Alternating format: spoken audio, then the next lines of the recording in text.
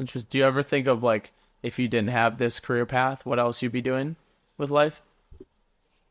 Um, that's a really great question. When I was in probably middle school, they give those tests, career idea things. Yep. Where Yeah. you take a test and it tells you what you're suited for or what you might be leaning toward. Uh Mine was military officer. huh. And when I was in the Navy, I was in the Naval Air Reserve and spent 3.5 years on active duty. And they tried very hard to get me to stay in the military. So if I hadn't been exposed to TV, there's an outside chance they might have convinced me to Stay. do that. They were going to send me to school, and they wanted me to study nuclear physics and be an officer. So there was an outside chance that if I hadn't gotten this going, I probably, I might have considered that. I'm not big on nuclear physics. I don't think Yeah. I mean, it's kind of cool, but at that time I didn't understand what I could do with that. Right. But other than that, I don't know. That's very interesting.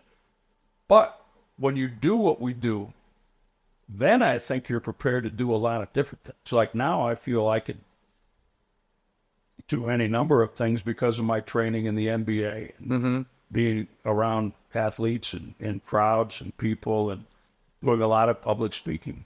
So the exposure and the experience I've gotten through my career now would allow me to do, I think, a lot of different things. Yeah. Well, and I think also you seeing what these professional athletes can achieve opens your mind up to see what is possible for people to do. Like you would have never thought that something would be possible to see somebody working out 10 hours a day Right. and then play a game and then go off in the game. Like how? And then go home and eat dinner and come back and, they're in the gym Right again back from after it. 10 to midnight, Yeah. Exactly. And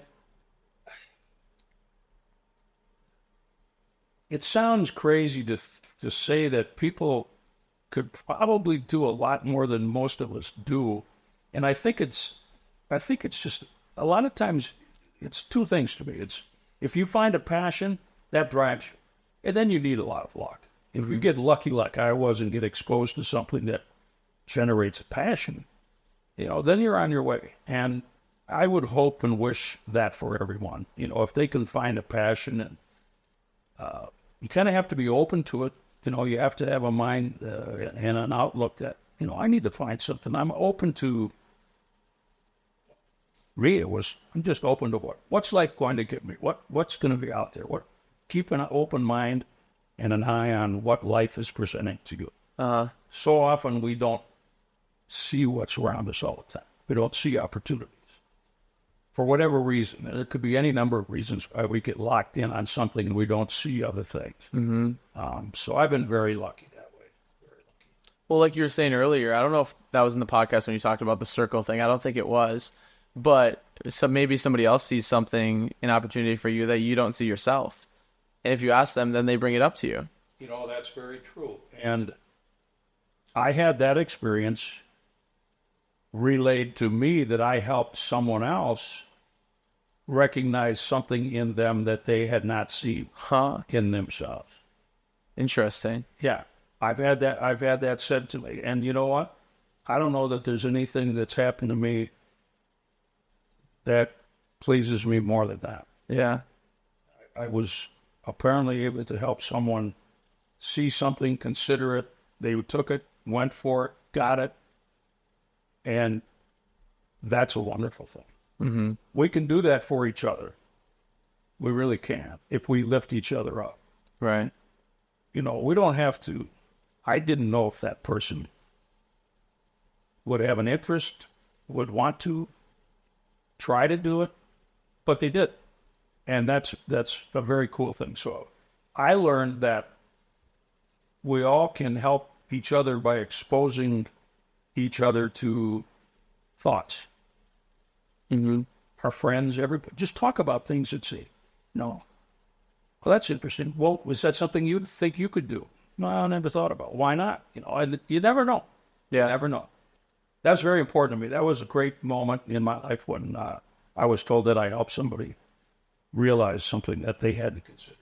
Huh. Can you talk about it? What was it that they got into? I don't think they would mind. It was Zora Stephenson who worked with us I don't know. Bucks broadcasts. Uh-huh.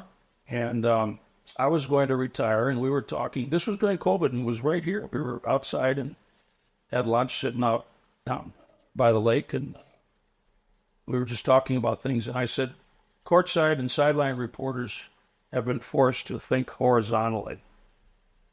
I'm sorry. They've been forced to think vertically. The only place they can go is up. Like they have to go from the Bucks to a network or a bigger city or something.